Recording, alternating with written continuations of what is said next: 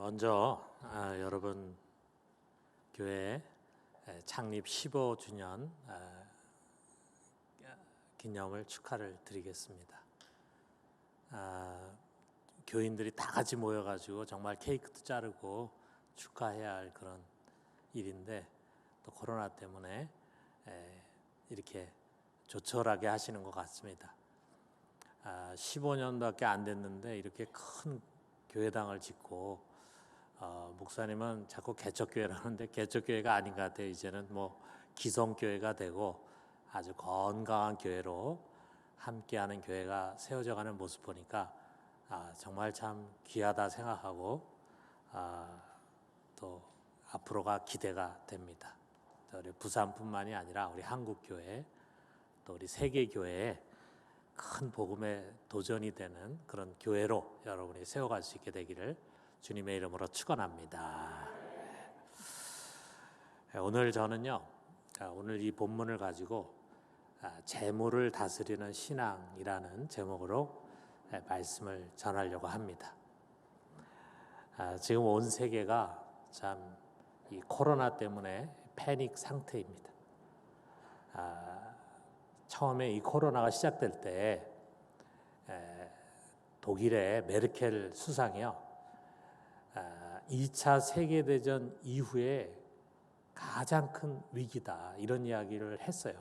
그랬을 때 저는 그 얘기 듣고 좀 과장된 거 아닌가. 2차 세계대전 때 뭐 1억 명이 되는 사람이 죽었는데 또 온 세계가 전쟁으로 인해서 다 피폐하게 되지 않았습니까? 근데 뭐 그 정도일까 이렇게 생각했는데 지나면서 보니까 그 말이 맞다는 생각이 들어요. 정말 75년 만에 전 세계가 지금 큰 위기를 맞이하고 있습니다. 이번 코로나를 우리가 겪으면서요, 참 반성의 시간을 많이 갖게 되는 것 같아요. 왜 이런 일이 생겼을까? 무엇이 문제였을까? 또 코로나가 끝난 뒤에 세계는 어떻게 바뀌어져야 될까? 이런 생각들을 합니다. 뭐 사람마다 전문가마다 의견들이 다 조금씩 다를 수 있겠지만 공통된 것은 변화가 돼야 되겠다. 변화가 될 수밖에 없다. 그런 생각을 이제 갖는 거죠. 교회도 마찬가지잖아요. 모이지 못하니까 많은 어려움을 겪습니다. 모이지 않아도 잘 유지되는 교회도 있겠지만 모이지 않음으로 인해서 진짜 굉장한 어려움을 겪는 교회들이 많이 있고 또 잘 모이는 교회도 뭐 주일날 한 번만 모이는 게 아니잖아요. 여러 훈련도 있고 소그룹도 있고 그런데 그런 게 잘 안 되니까 아무래도 이제 교회가 어려움이 있겠죠. 자, 또 다른 한편으로는 이렇게 새로운 환경에 우리가 어떻게 적응해야 되는가 이것을 위해서 변화되기 위해 몸부림을 치고 있다고 생각을 합니다. 지금 세계에 많은 사람들이 목숨을 잃고 있고 막 경제적으로 모든 나라들이 지금 굉장한 어려움을 겪고 있습니다. 그런데 이제 백신이 벌써 개발이 돼서 맞는 나라들이 있어요. 이제 이 백신이 전 세계 보편화되고 또 치료약도 개발되고 그러면은 결국 이 코로나는 끝나게 될 겁니다. 보통 이제 많은 사람들이 내년 하반기 정도 되면은 이제 우리가 정상적인 삶으로 돌아갈 수 있지 않을까 이렇게 생각을 하고 있습니다. 자, 그러니까 결국 지금 이 코로나 큰 재난은 재난이지만 이제 극복될 재난이라고 생각을 하는 거죠. 자, 그렇다면은 우리가 이제 이 코로나 여러 가지 의미가 있겠지만 이 코로나라고 하는 재앙은 앞으로 더 큰 재앙을 막기 위한 하나님의 경고다 이렇게 생각을 해요. 여러분 아마 나이가 일정 나이가 되면은 이제 정기적으로 건강 검진을 받게 하는데 2년에 한 번씩 받잖아요. 근데 건강 검진 받으면은 그 결과를 받을 때 다 긴장을 합니다. 혹시라도 무슨 큰 병이 발견되지 않을까 이런 생각하죠. 몇 년 전에 저도 이제 건강 검진 받았는데 위 내시경을 했어요. 그런데 거기서 무슨 결과가 나왔냐면 위에 궤양이 있다. 그리고 헤리코박터가 있다. 그래서 이거를 치료받아야 된다. 이렇게 나왔고 우리 집사람은 얼마 전에 또 건강검진 받았는데 이 유방에 섬유선종이라고 하는 것이 이제 발견이 됐어요. 뭐 여성분들에게는 흔히 이제 보여지는 악성이 아니고 양성 종양입니다. 그 결과 받은 다음에 뭐 저는 이거 조심해야 되겠다 해가지고 매운 거 되도록이면 안 먹고 그다음에 약을 부지런히 복용해가지고 이제 치료가 됐습니다. 또 우리 집사람도 이제 마모톱이라는 게 있잖아요. 그래가지고 거기에 이제 종양을 이제 다 떼어내가지고 치료를 받았어요. 대단한 건 아닌데 이제 이런 진단을 받으면은 괜히 약간 염려가 되는 거죠. 왜냐하면 의사들은 항상 이제 최악의 상태도 얘기하잖아요. 이거 위궤양 그대로 놔두고 또 이 선종 그대로 놔두면은 나중에 이게 암이 될 수 있다. 이렇게 이제 경고를 하지 않습니까? 근데 그 경고를 받고 그래서 열심히 치료하고 그렇게 해서 이제 치료가 되니까 오히려 더 나은 것이 됐다 이거죠. 자, 지금 이 코로나도요. 어떻게 보면 무한 질주하는 것에 대한 하나님의 경고라고 할 수 있어요. 너희들 그렇게 살다가는 앞으로 너희들이 감당할 수 없는 그런 진짜 큰 재앙을 만나게 된다. 세상 사람들만이 아니에요. 우리 그리스도인들에게도 주는 경고가 있습니다. 너 그렇게 신앙생활 하면 안 된다. 라고 하는 경고입니다. 자, 우리가 이 코로나에 대한 반성 가운데 뭐 여러 가지가 있지만 가장 많이 얘기 나누는 것이 환경과 경제에 대한 반성이에요.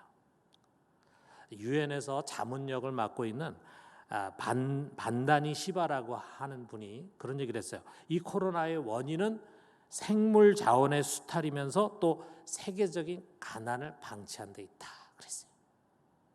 자, 우리 사람이 자꾸 개발을 해 들어가다 보니까 옛날 같으면 그런 야생 동물들을 우리가 거의 접할 기회가 없는데 지금은 자꾸 밀림 속으로 개발을 해 가다 보니까 야생동물 서식지까지 우리가 파괴를 해. 그러다 보니까 야생동물이 우리 사람하고 자꾸 접촉하게 되니까 우리가 지금 이 코로나를 비롯한 사스라는 이런 게 전부 다 이제 인수 공통 전염병이잖아요. 사람하고 동물하고 사이에 왔다 갔다 하면서 이제 바이러스가 변종이 되는 거죠. 그러니까 환경 문제예요.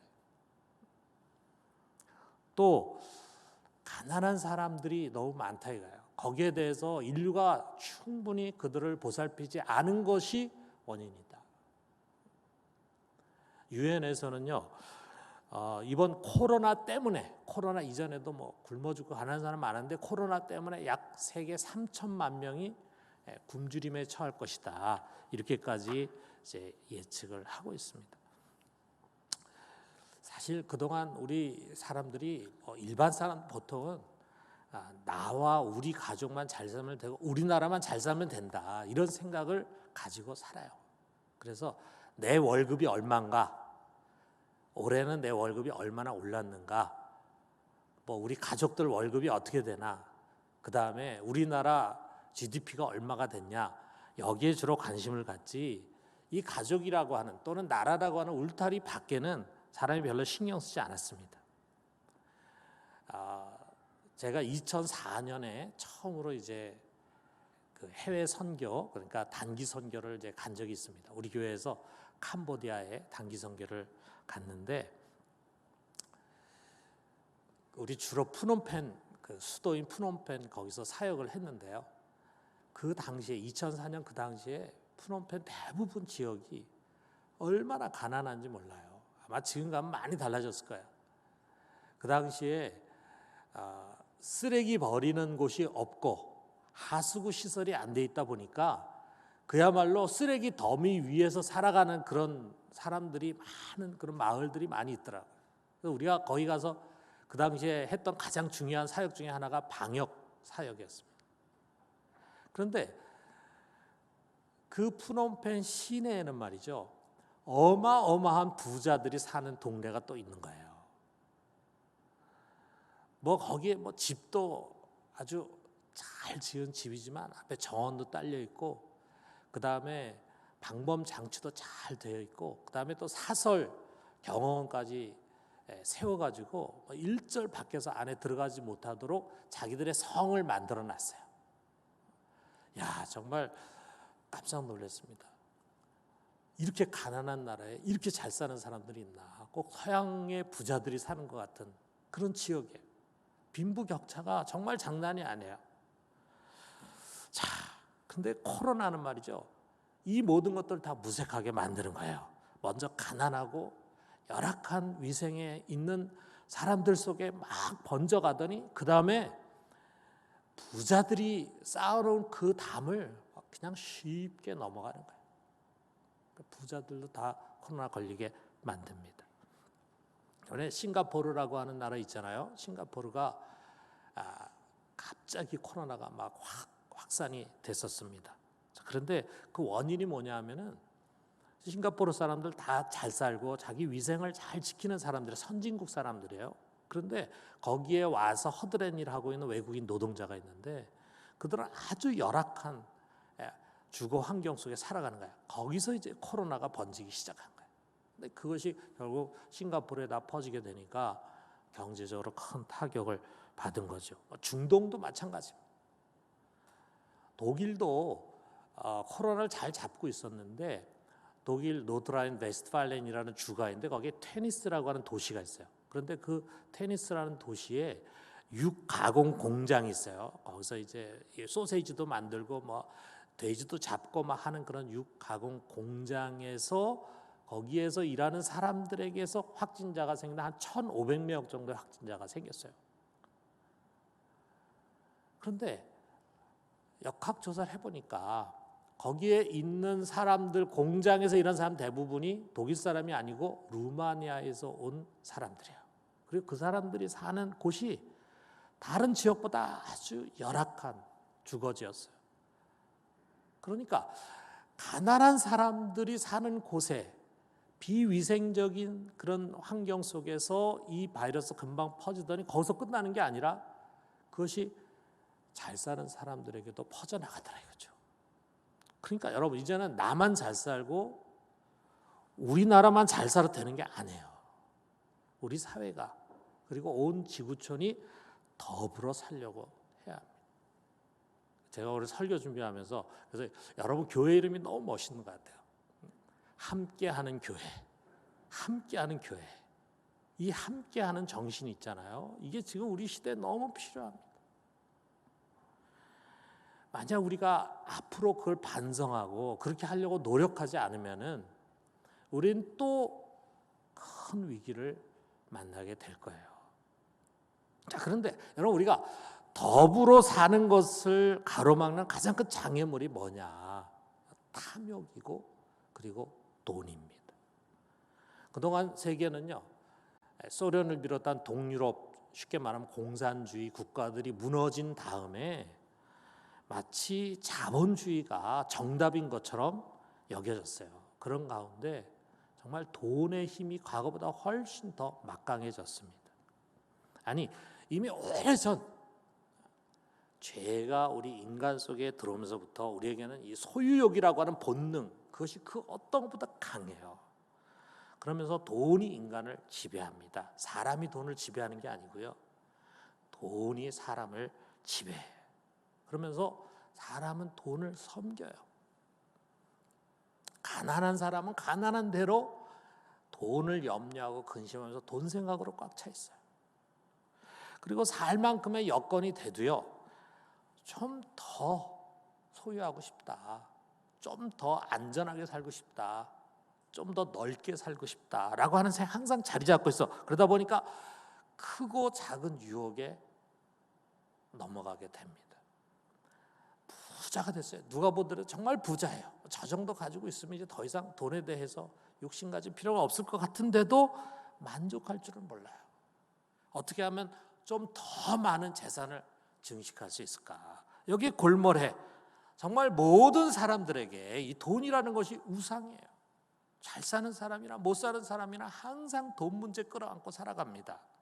그래서 우리가 이것을 맘몬이라고 그러잖아요. 맘몬, 재물의 신. 그 위력이 얼마나 강력한지 모릅니다. 그래서 예수님은요, 오늘 이 성경 말씀 속에서 분명히 얘기하고 있어요. 13절에 우리가 아까 성경 읽었는데 거기에 마지막 부분 13절 있잖아요. 자, 우리 같이 한번 더 읽어봅시다. 13절. 집 하인이 두 주인을 섬길 수 없나니 혹 이를 미워하고 저를 사랑하거나 혹 이를 중히 여기고 저를 경히 여길 것임이라. 너희는 하나님과 재물을 겸하여 섬길 수 없느니라 그랬어요. 재물을 사랑하면서 하나님 사랑할 수 없다. 재물 섬기면서 하나님 섬길 수 없다. 예수님이 단호하게 말씀을 하는 거예요. 자, 예수님은 정말 이 재물의 강력한 힘을 누구보다 잘 알고 계신 분입니다. 여러분, 우리 성경에 보면 부자 청년 얘기 나오잖아요. 예수님의 제자가 되려고 했어요. 예수님의 뒤를 따르려고 했어요. 그런데 뭐가 발목을 잡았습니까? 재물이 많은 거로, 많은 재물이 그 사람으로 하여금 예수님 뒤쫓지 못하게 했어요. 자, 우리가 2000년 교회사를 보면요, 이 돈은 교회를 부패시켰습니다. 성직자를 타락시켰어요. 신앙인들을 세속화시켜. 그래가지고 겉으로는 경건의 모양이 있어요. 그런데 경건의 능력이 없는 그런 사람으로 만듭니다. 그래서 성경은 경고해요. 돈을 사랑하는 것이 일만하게 뿌리다. 부하고자 하는 자는 올무에 걸리게 된다 라는 경고의 말씀이 성경 여기저기에 주어져 있습니다. 자, 우리가 잘 아는 종교개혁을 일으킨 마틴 루터 있잖아요. 마틴 루터도 그것을 알았기 때문에 이렇게 말했어요. 돈 지갑을 회개하지 않는 사람은 아직 회개하지 않은 사람이다. 진짜 회개는 돈 지갑을 회개해야 돼. 재물의 문제를 회개해야 돼. 아무리 예배 잘 드리고 교회 중직자가 되고 심지어는 복음을 위해서 헌신한 목사나 선교사라 할지라도 돈 지갑이 회개되지 않을 수 있다라고 하는 거예요. 여러분, 여기 자기 스스로 믿음이 좋은 선생이고 경건한 사람이라고 자처하는 사람, 우리 성경에 나와 있는, 그래서 예수님을 항상 공격하는 사람 누군지 알잖아요. 바리새인. 그 바리새인에 대해서 우리가 아까 읽은 13절 그 바로 다음 절에 이렇게 나와요. 바리새인들은 돈을 좋아하는 자들이라 이 모든 것을 듣고 비웃거늘. 예수님이 재물에 대해서 가르친 이 내용을 가지고 바리새인들은 그것을 비웃고 받아들이지 않았어요. 왜? 돈을 좋아하니까. 우리 역시 교회에서는 거룩하게 말씀을 앞세우지만 삶의 자리에서는 탐욕을 쫓아서 세상을 쫓아가는 이중적인 신앙생활을 할 수 있습니다. 우리 교회에 대학교 이제 교수인 여자 집사가 있어요. 그런데 이 여집사는 청년 때부터 우리 교회를 이제 다녔습니다. 그리고 지금 이제 안수 집사가 됐는데, 지금 안수 집사가 된 옛날에 이제 오빠 하면서 이제 쫓아다녔죠. 그래서 이제 둘이 결혼을 했어요. 그래서 지금 이제 교회 잘 섬기고 있습니다. 그동안 이 여집사는요, 주일학교 교사를 비롯해가지고 온갖 봉사도 다 하고, 자, 교회 생활을 참 열심히 한 집사예요. 누가 보더라도 참 믿음이 좋은 집사처럼 보입니다. 그런데 이제 사역 훈련을 하면서 저하고 만났어요. 사역 훈련을 하면서 우리가 시작하면서 간증을 하는 시간을 갖습니다. 그런데 이런 얘기를 해요. 사역 훈련하기 2년 전에 제자 훈련을 받았어요. 그런데 2년 전에 제자 훈련 받기까지 자기 머릿속에는 어떻게 하면 돈을 모을까, 어떻게 재투자하면 부자가 될까, 이것으로 꽉 차 있었다는 거예요. 그러니까 자기 자신은 그야말로 복부인이고 기복신앙인이었다, 이것을 고백을 했습니다. 여러분, 이 만몬 앞에서는요, 정말 누구도 장담하지 못합니다.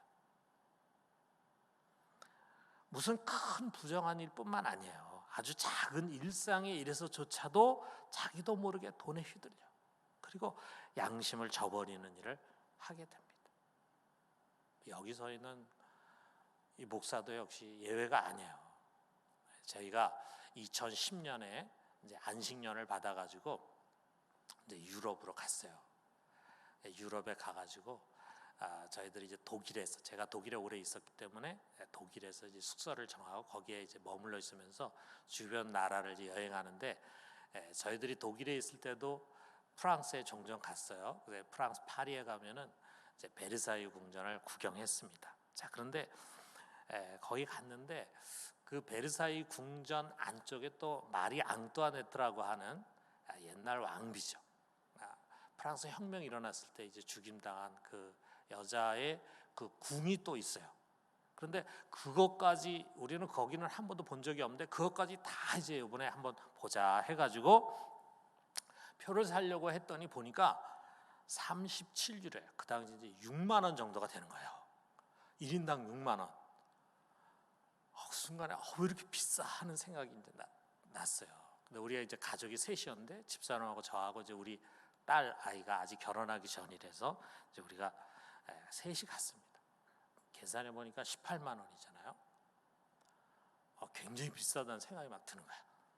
근데 워낙 사람들이 많으니까 먼저 매표소에 가서 표를 사기 전에요, 먼저 안내원한테 어떻게 표를 사야 되는가, 어떤 표를 사야 되는가, 값이 얼마인가, 이거를 이제 안내를 받아야 돼요. 근데 그 안내원이 우리 딸아이를 보더니 우리 딸이 그 당시 26살에 이미 대학을 졸업했어요. 그런데 자기 눈에 굉장히 애띄어 보이는 거예요. 우리 아시아 사람들이 이제 서양 사람 보면은 나이보다 한참 어려 보입니다. 굉장히 애띄어 보이니까 이게 대학생이구나 생각해가지고 뭐라 하냐면, 대학생은 공짜니까 당신들은 표를 2장만 사면 된다, 이렇게 우리한테 얘기하는 거예요. 그 순간에 아니 얘는 대학생 아닌데 우린 3장 사야 돼, 이렇게 딱 생각하면 되는데 갑자기 그 얘기 들으니까 그러면은 6만 원을 우리가 굳힐 수 있다, 이런 생각이 이제 든 거예요. 그래서 마음 한구석에서는 그러면 안 되는데, 얘는 대학생이 아닌데, 또 한구석에서는 야 그래도 대학생 같이 보이잖아, 6만 원이 어디야, 이렇게 해가지고 이제 올라갔어요. 표를 사는데 올라갔는데 그 표가 한 10개 창구가 있는데 거기에 사람들이 줄을 꽉 서 있습니다. 그래서 제가 이제 우리 집사람하고 딸은 저쪽 줄에 서고 나는 이쪽 줄에 서고, 먼저 도착하는 사람이 표를 사자, 이렇게 했습니다. 그럼 저는 마음속으로 그래도 내가 목사인데 우리 집사람이 좀 더 빨리 도착해가지고 샀으면 좋겠다, 이런 생각이 이제 들었어요. 근데 다행히도 우리 집사람이 먼저 도착한 거야. 그래서 어떻게 사나 하고 보니까 표를 한 장, 나하고 이제 자기 거 2장만 달래는 거야. 얘는 학생이기 때문에 무료로 들어갈 수 있다고 얘기 들었다고. 그래서 내가 속으로 참 사모가 거짓말도 잘한다, 이런 생각을 가졌어요. 그리고 우리는 이제 표를 2장을 가지고 셋이서 이제 뜰로 와가지고 뜰에서 이제 들어가는 문이 있어요. 거기에 또 사람들이 줄을 쫙 서 있습니다. 그래서 이제 기다렸어요. 앞에 한 20명 정도가 남아 있는데 갑자기 뒤로 단체 관광객들이 와가지고 줄을 쫙 쓴 거예요. 그래서 아이고 우리가 빨리 오길 다행이다 해가지고 하는데 갑자기 우리 집사람이 여보 표, 이러는 거야. 집사람이 표 하나 갖고 있고 나도 표 하나 갖고 있었는데 바람이 휙 불 때 그 표가 날아가 버린 거예요. 그래가지고 그 표를 찾느라 그 앞에 베르사유 궁전 앞에 뜰을 헤매고 다니는데 그 표를 못 찾겠는 거야 우리가. 야 정말 한숨이 나오는데 여태까지 기다렸는데 다시 또 표를 사러 가야 되는 거야. 표를 사러 가면 여보 우리 가서 표를 사러 갑시다. 가면서 제가 하나님이 나를 책망하는 거다 생각이 들었습니다. 야 최 목사야 정직해라, 이런 책망하시는 것 같아요. 그래서 여보 우리 3장 삽시다. 3장. 내 거 하나 잃어버린 나 하나 갖고 있으니까 2장 더 사. 3장 삽시다 해가지고 3장 사요. 처음에 3장 사야 되는데 2장으로 어떻게 떼어보려고 하다가 그만 4장 사는 게 됐어요. 그래서 24만 원을 주고 우리가 구경을 했습니다.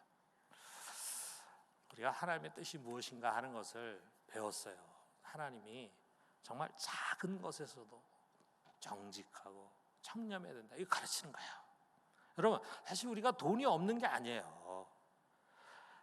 6만 원에 우리 양심을 팔 그런 위치에 있는 것도 아니에요. 그런데 이상해요. 왜 그랬을까?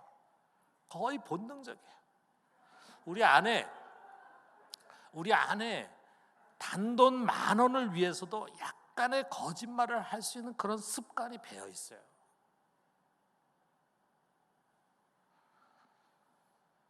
자, 그런 습관이 말이죠. 나중에 정말 1,000만 원을 위해서 큰 거짓말을 할 수 있게 되는 것입니다. 우리 속에 알게 모르게 깊이 뿌리 박힌 이 돈의 힘, 이거 우리가 무시할 수가 없습니다.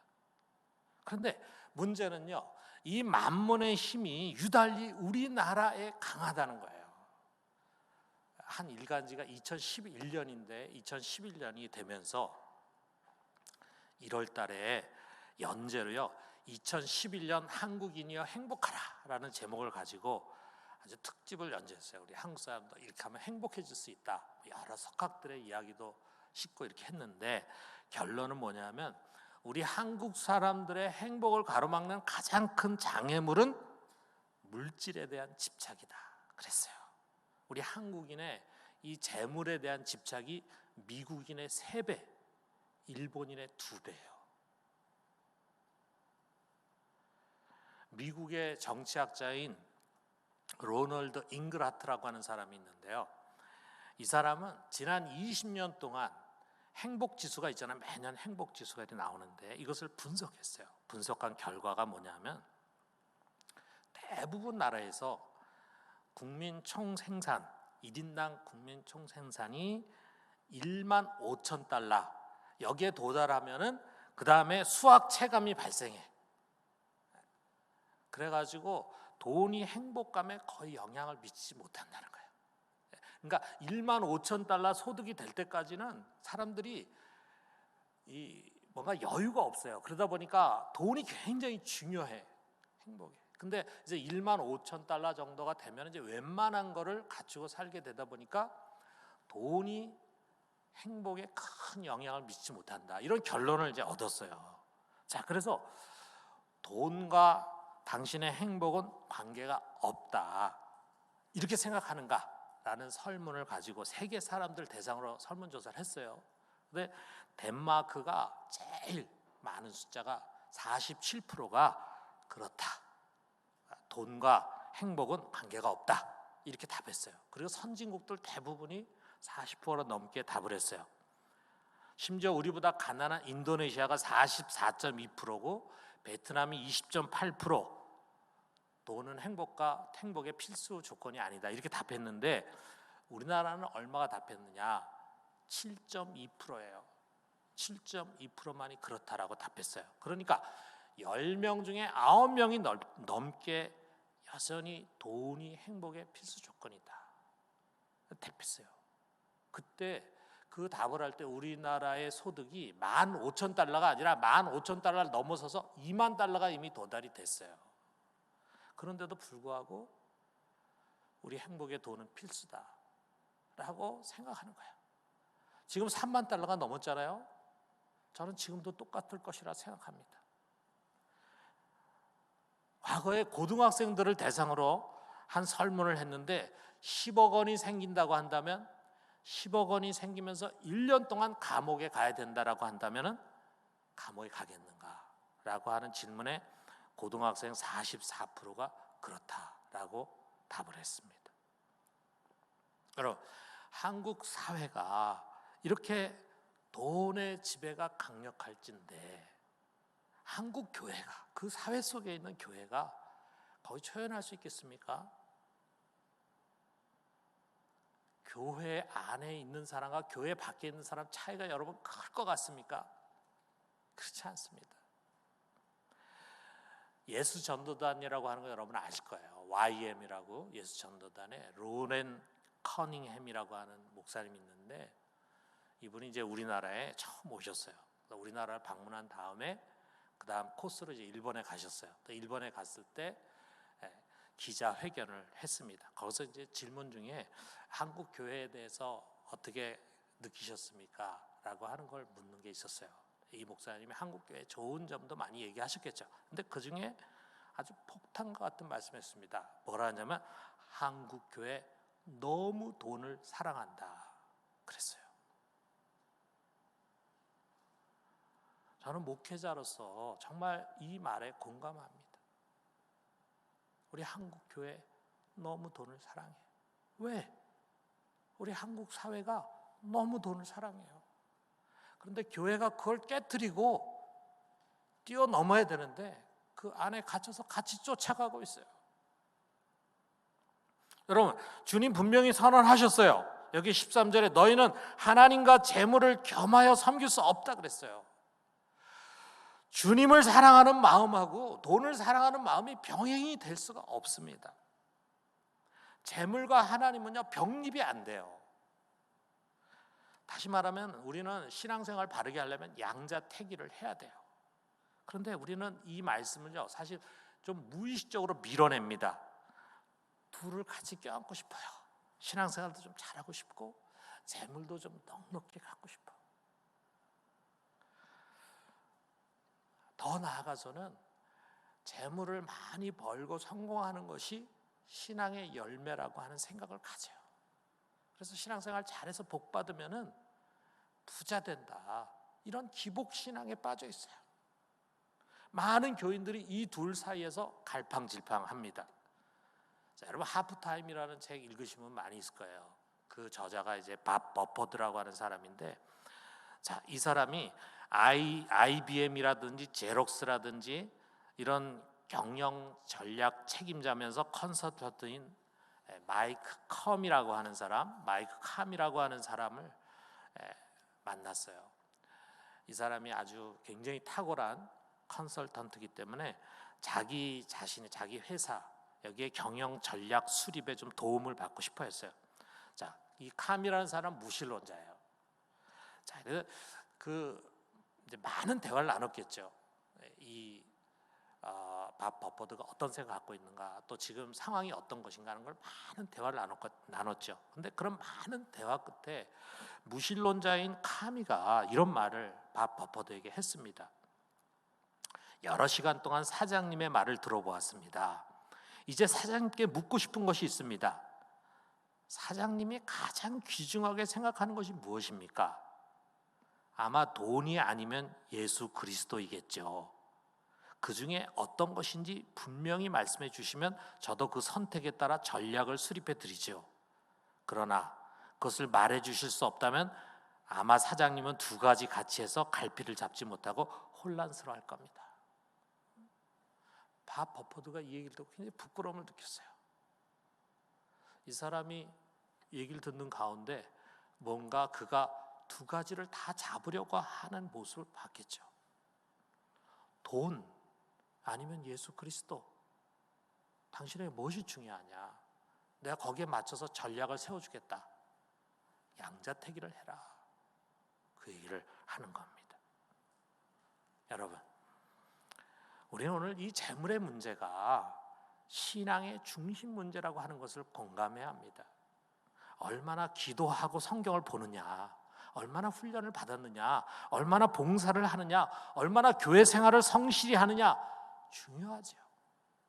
그렇지만 아직 삶의 실체가 드러나지 않았습니다. 재물을 어떻게 대하는가, 여기에 우리 신앙과 삶의 실체가 담겨져 있습니다. 자, 우리가 이 예수님의 비유로 돌아보면요, 참 이 비유를 해석하는 것이 쉽지가 않습니다. 자, 그런데 여기에 비유의 궁극적인 핵심은 재물의 문제예요. 이 비유는 특별히 재물을 어떻게 버느냐라고 하는 것을 다루기보다는 주어진 재물을 어떻게 사용하느냐, 어떻게 관리하느냐라고 하는 것을 가르치고 있어요. 이 비유를 통해서 주님은 그 지혜를 배우고 재물을 잘 다스린 사람이 되라라고 하는 것을 우리에게 가르치고 있습니다. 자, 여기에 주인공이 청지기잖아요. 자, 그런데 어떤 이야기부터 나오냐면 이 청지기가 주인의 눈밖에 벗어났어요. 그래서 이제 직업을 잃게 됐어. 자, 내가 이제 여기서 청지기 직업을 잃어버리면은 내가 뭘 먹고 사나, 막노동을 하자니 힘이 없고 나가서 거지같이 빌어먹자니 부끄럽다. 그러다가 이제 묘안이 떠올랐어요. 아직은 내 손에 주인의 재물이 있으니까 이것으로 사람들의 마음을 사자. 그러면서 이제 이들의 빚을 탕감해 줍니다. 그러면서 그러면 퇴직 후에 저들이 나를 영접하고 도와주겠지, 이런 생각을 이제 갖게 된 겁니다. 자, 우리가 윤리 도덕적으로 보면은요, 이거 옳지 못한 행위죠. 그런데 주인은 그의 지혜로움을 도리어 칭찬합니다. 근데 반어적인 그런 느낌이 들죠. 자, 우리가 이 비유라고 하는 거, 예수님은 비유의 왕이에요. 예수님의 메시지는 수많은 비유로 이루어져 있는데 그 비유를 잘 해석해야 돼요. 예수님이 말하고자 하는 핵심을 붙잡지 않고 곁가지를 가지고 적용하려고 하면은 우리가 표류하게 됩니다. 자, 예수님 밭에 묻힌 보배 있잖아요. 밭 속에 보물이 묻혀 있어. 그것을 내가 알고는 집에 가가지고 재산을 다 팔아가지고 그 밭을 샀어. 어떤 사람은 그렇게 또 적용하려고 합니다. 미래의 돈이 될 땅을 사라. 그런 예수님이 마치 부동산 투기를 옹호한 것처럼 생각할 수 있잖아요. 자, 여기에 지금 성경은 뭐라 하냐면 분명 옳지 못한 청지기라고 이야기하고 있어요. 그가 한 일을, 여기 청지기가 한 일을 문자 그대로 적용하면은 큰 죄가 됩니다. 여러분, 예를 들면 공무원이 나라 돈을 유용해 가지고 막 사람들한테 인심을 써. 그 사람들로부터 접대를 받아. 그 부정 공무원이죠. 이건 부패한 공직자죠. 불의한 일이죠. 해서는 안 되는 일이죠. 자, 그런데 분명히 그를 불의한 청지기라고 칭하면서 주인은 그의 지혜로움을 칭찬해. 지혜로운 청지기야. 불의한 청지기인데 지혜로운 청지기야.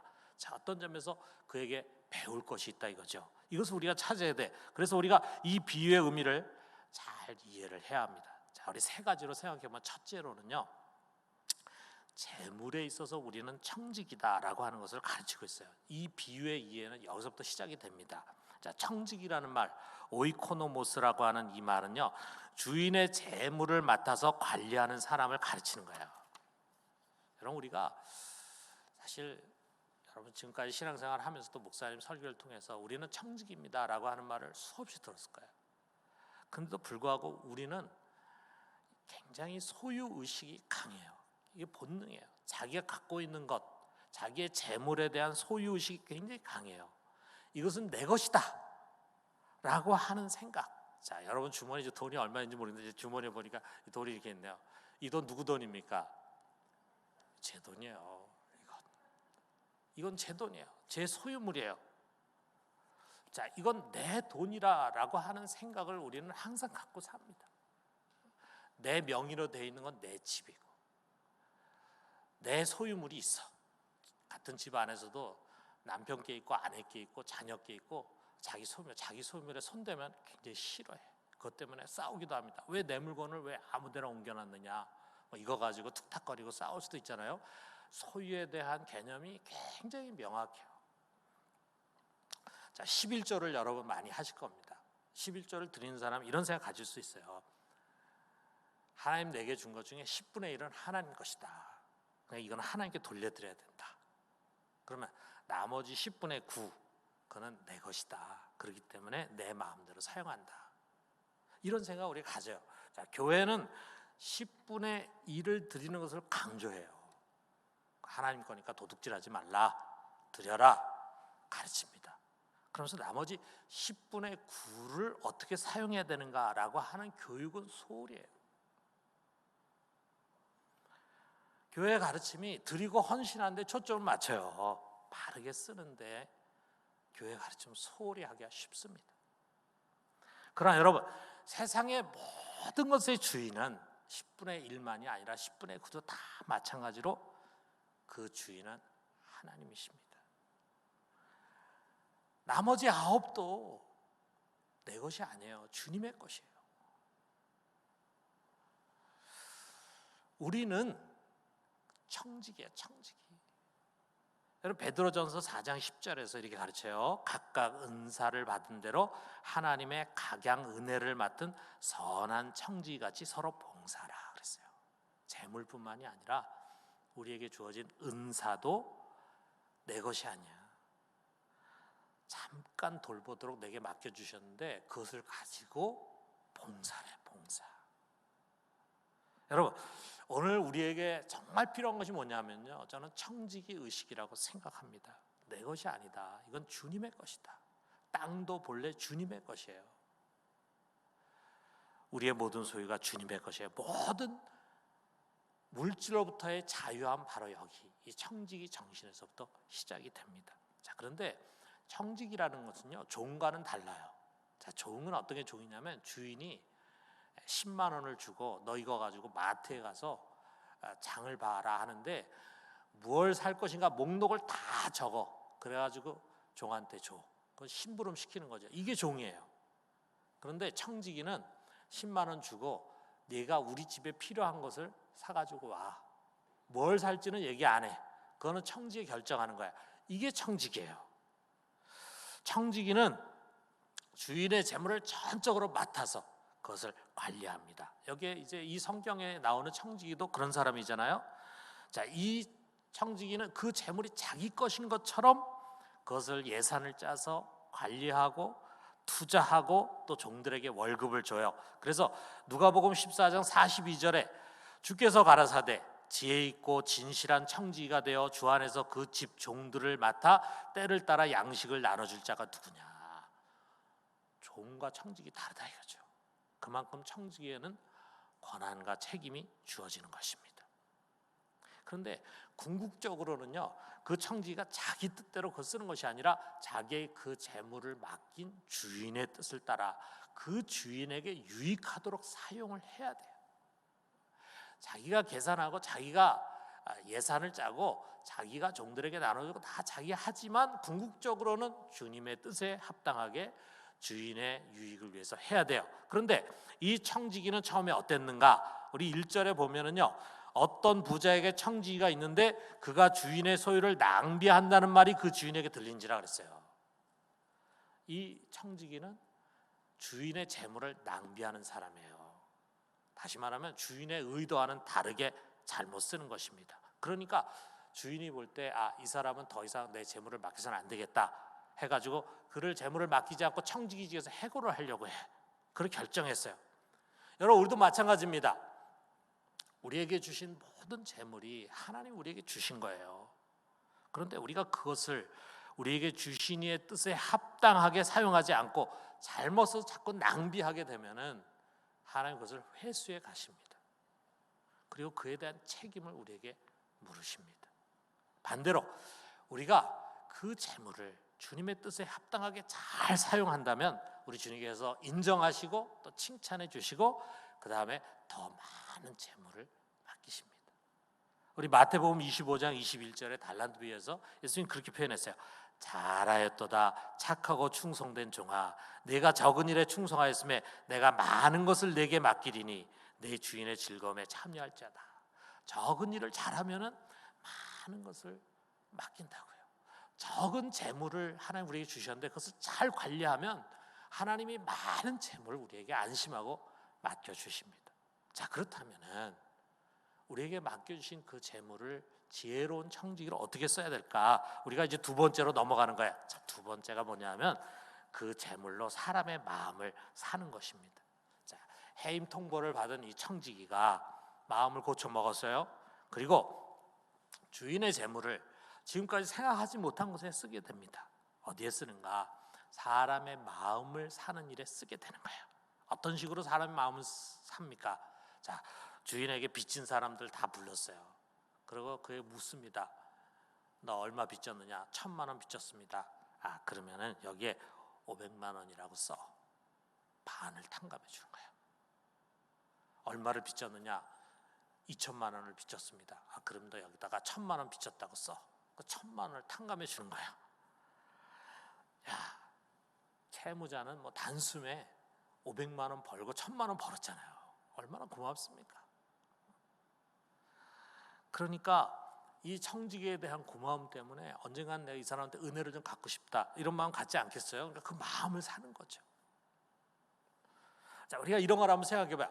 만약에 청지기가 자기 돈을 꿔준 거라면, 자기한테 자기의 재물을 빌린 채무자라고 한다면 여러분 그렇게 할 수 있겠어요? 반액으로 탕감시키고 막 이렇게 할 수 있겠어요? 자기 재산이 한순간에 500만 원, 1,000만 원 날아가는데 그렇게 할 수 있겠어요? 굉장히 어렵겠죠. 자, 그런데 그가 그것을 쉽게 할 수 있는 이유가 뭡니까? 내 돈이 아니거든요. 주인 돈이거든. 내 돈도 아닌데 뭐 그까지 가지고 인심 쓰지 뭐. 이 생각이거든요. 마치 여러분 바이어를 데리고 룸사롱으로 가는 사람도 있잖아요. 그 룸사롱 한번 가면은 그 술 값이 뭐 얼마나 됩니까? 얼마나 됩니까? 여러분 가보신 분은 한번 아시나요? 아마 아무도 없을 거라 생각하는데 뭐 몇백만 원, 하룻밤 자에 몇백만 원 막 깨지겠죠. 그거 자기 돈으로 하라 그러면 그거 할 사람 누가 있습니까? 회사 돈으로 하니까 아끼지 않고 쓰는 거죠. 자, 여러분 우리가 이런 생각의 전환을 한번 가져봐요. 자, 내 주머니에 있는 이 돈 있잖아요. 내 통장에 있는 그 돈 있잖아요. 그거 내 것이라고 생각하면요, 그거 남 주기 굉장히 아까워합니다. 남 주기 어렵습니다. 손해 보는 일 못하죠. 우리가 그거 아주 선한 사업에 선뜻 이렇게 돈을 내밀기가 어렵습니다. 그런데 그것이 내 것이 아니다.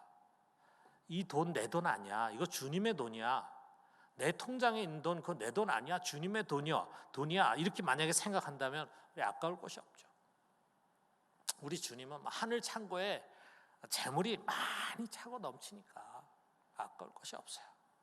자, 여러분 이런 마음을 가지고 지금 청지기가 사람들의 빚을 탕감해 주면서 그들의 마음을 샀어요. 자, 이런 모습을 봤을 때 주인의 반응을 우리 생각해 봐요. 화를 막 내고 네가 내 돈을 가지고 나한테 이렇게 손해 끼쳤어 이래야 되잖아요. 그런데 어떻습니까? 이 청지기가 주인의 소유를 가지고 인심을 쓰고 그 다음에 주인에게 진 빚을 청지기 마음대로 탕감해주고 그래서 주인의 재물을 축내는데 거기에 대한 주인의 반응은 8절에 보니까 주인이 이 옳지 않은 청지기가 일을 지혜롭게 하였으므로 칭찬하였으니 그랬어요. 주인이 원하는 게 바로 이거였다 이거죠. 옳지 않은 청지기에 불의한 청지기예요. 그 하는 일만 보면은 잘못된 일이라고 생각할 수 있어요. 그런데 그가 지혜롭게 일을 처리하는 것을 보고 칭찬했어요. 주인의 마음에 흡족한 것입니다. 여러분 이 말씀이 가르치는 바가 뭡니까? 하나님은요 우리들에게 맡긴 재물을 가지고 우리가 사람들의 마음을 사기를 원하는 거예요. 어떻게? 그들을 위해서 사용하라 이거죠. 사람들에게 감동을 주기 위해 사용하라 이거죠. 하나님이 주신 재물을 가지고 그들과 사귀라고 하는 것입니다. 여러분 사람 사귀려면 돈을 좀 써야 되잖아요. 돈을 마음껏 쓰고 사귀라 이거예요. 제일 먼저 여러분 가까운 사람부터 우리가 사귀어야 합니다. 여러분에게 맡겨주신 재물을 가지고 가족과 친족들의 마음을 사야 합니다. 우리 그리스도인들이요 이런 잘못을 범하기 쉬워요. 멀리 한 번도 보지 못한 선교지에 있는 사람을 위해서는 인심을 팍팍 써요. 선교비를 내는 거죠. 그러면서 정작 가까운 데 있는 사람으로부터 원망 듣는 일이 많아요. 왜? 인색하니까. 우리 이 자리에 있는 분들 또 우리 가정에서 지금 이 집회를 참석하는 우리 믿음의 자매님들 여러분 시집 식구들에게 잘하십시오. 예수 믿는 며느리 시부모에게 인색하다 이런 말 듣지 마세요. 예수 믿는 며느리는 인색하면 안 됩니다. 여러분의 후한 마음이 인정을 받게 해야 합니다. 우리 믿음의 형제들 처가되게 잘해요. 형제들의 마음을 사십시오. 그들이 어려울 때 적극적으로 도와줘요. 여러분 경제적으로 어려운 형제가 있을 때요 우리 꽤 많은 교인들이 있어요. 힘들지. 내가 늘 기도하고 있어요. 잘 될 거야. 기도에는 돈이 안 들거든. 기도에는 돈이 안 들거든. 그리고 우리가 기도해 준다 그러면 돈 주는 것보다 마치 더 큰 것처럼 생각해. 기도만 하지 말고 돈을 줘야 합니다. 여러분 돈이 안 가는 곳에는요 마음이 안 가게 돼 있어요. 마음이 안 가는 기도는 힘이 없어요. 여러분 야고보서하고 요한일서가 강조하는 게 뭡니까? 더 없게 하라, 배불리 하라 하면서 도와줄 마음을 막으면 그게 어떻게 사랑이냐 말하잖아요. 여러분 혹시 여러분 중에 가게를 운영하거나 또는 공장을 운영하는 사람이 있으면요 너무 짠 월급으로 일을 많이 시키는 사람이 되지 마십시오. 적어도 같은 직종에 다른 회사나 가게보다 조금 더 많이 주세요. 예수 믿는 우리 주인 정말 인색해. 여러분 그렇게 해가지고 많은 헌금 교회에 내서 사람을 구원하겠다고 전도하겠다고 하는데 그 가까운 데 있는 사람 예수 안 믿게 가로막는 게 되잖아요. 여러분의 양심의 가책이 안 되는 선에서 이윤을 남기십시오. 여러분 시장에 가서 물건 살 때 거기에 노점상들 있잖아요. 거기 가난해 보이는 사람들 거기서 그 값 깎느라고 애쓰지 마세요. 더 얹혀주더라도 후하게 주는 게 필요합니다. 우리 선교제 갈 때마다 제가 우리 교인들에 꼭 당부합니다. 여러분 선교제에 가면은 거기에 선교제 가도 거기 뭐 백화점도 있잖아요. 쇼핑할 수 있는 그런 데 가서는 뭐 값을 깎을지 모르지만 거기 선교지 가면은 가난한 나라 선교지 가면은 그 애들이 우르르 몰려와가지고 뭐 이상한 거 팝니다. 그런데 거기서도 그걸 깎으려고 하는 사람들이 있어요. 그래서 구제하는 마음을 가지고 더 얹혀주더라도 절대 값을 깎지 마라. 그 사람들은 그거 벌어야 하루를 먹고 살 수 있는 사람들이야. 우리가 선교제에 가서까지 그렇게 해야 되겠어요. 한쪽으로는 굉장히 교회와 하나님 나라를 위해서 일하는 것 같은데 다른 한쪽으로는 하나님 나라를 이렇게 닫아버리는 그런 일을 우리가 할 수 있습니다. 여러분의 재물로 무엇보다도 우리 가난한 자들의 마음을 사십시오. 구제하는 일을 게을리하지 말아요. 여러분 우리 주위뿐만이 아니에요. 멀리 지구촌에 절대 빈곤층들이 많이 있습니다. 재난을 만난 사람들, 나라를 잃고 난민이 된 사람들 많이 있습니다. 우리 그들에게 눈을 돌려야 됩니다. 시편 41편 1절에 보면은 가난한 자를 보살피는 자에게 복이 있으며 재앙의 날에 여호와께서 그를 건지시리로다 약속해 주셨어요. 여러분 우리의 재물로 선한 일에 많이 투자해야 합니다. 특별히 여러분들은 정말 우리 방황하는 청소년들, 청년들을 위해서 참 많이 헌신하시잖아요. 좋습니다. 우리 주위의 선한 사역에 우리가 적극적으로 동참해야 합니다. 여러분 혹시 어느 날 내 마음속에 누군가 생각이 나면서 그를 도와주고 싶다라고 하는 생각이 들 때 그 마음을 막지 마십시오. 하나님께서 때로 우리의 마음을 움직이셔서 정말 필요한 사람, 어려운 사람을 돕게 하십니다. 우리가 거기 써야 돼요. 투자해야 돼요. 그런 습관을 가져야 돼요. 내 돈이 아닙니다. 하나님의 것입니다. 하나님은 이런 청지기 역할을 통해서 교회와 세상을 균등하게 만들어 가십니다. 안디옥 교인들이 교회가 막 부흥하고 뜨거워질 때 예루살렘에 기근이 났잖아요. 그들이 제일 먼저 한 게 뭡니까? 그들이 구제금 모아서 그들의 모교회가 되는 예루살렘 교회를 도왔어요. 또 고린도 교회를 비롯해서 유럽의 교회들이 예루살렘 교회를 위해서 구제금을 모아서 바울을 통해서 전달을 했어요. 여러분 100년 전, 150년 전에 하나님께서 미국의 교인들을 움직이셔서 이 가난한 조선에 선교사와 선교비를 보내와가지고 병원을 짓고 학교를 세우고 교회당을 짓게 했습니다. 이제 이 한국 교회를 움직여서 가난한 나라에 많은 선교사를 파송하고 그것을 돕게 하는 것입니다. 내게 주신 재물로 곤궁한 자를 채워주시고 또 내가 공무에 있을 때 많은 재물을 가진 사람 통해서 나를 채워주시는 거, 이렇게 해서 균등하게 만드시는 것이 우리에게 재물을 맡기신 하나님의 뜻입니다. 여러분 우리가 만약에 사람들의 마음을 사는데 인색하면서 재물을 자기 것이냐 자신과 자기의 가족만을 위해서 풍요로운 삶에 쏟아버린다면요 그것은 주인의 소유를 낭비하는 것입니다. 어느 순간 그 재물을 쓸 권한이 날아가게 될 것입니다. 재물을 관리할 능력이 없다고 해서 주님께서 그것을 빼앗아 갈 것입니다. 여러분 지금 여러분의 재물을 어디에 쓰고 있는지 한번 돌아보십시오. 재물로 사람들의 마음을 쓰는데 사용하기를 주님의 이름으로 축원합니다. 자, 마지막 세 번째는요, 재물을 통해서 영원한 것을 준비하는 것입니다. 자, 주님은 이 지혜로운 청지기의 행위를 소개하면서 결론을 이제 9절에 짓고 있어요. 9절에 있는 말씀 보면은 불의한 재물로 친구를 사기라. 그리하면 없어질 때 저희가 영원한 처소로 너희를 영접하리라 그랬어요. 자, 불의한 재물로 친구를 사기라. 여기에 이 불의한 재물이라는 것을 NIV 성경은 어떻게 번역했냐면 worldly wealth라 그랬어요. 세상의 부, 세상의 재물로 친구를 사겨라. 이렇게 번역을 했습니다.